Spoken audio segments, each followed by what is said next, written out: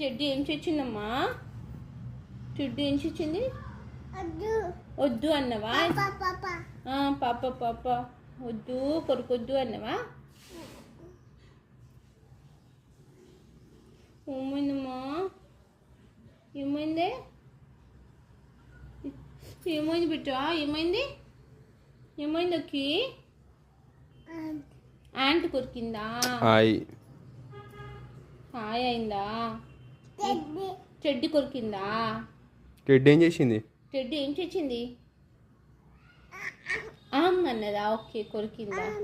Ant కూడా కరిచిందా?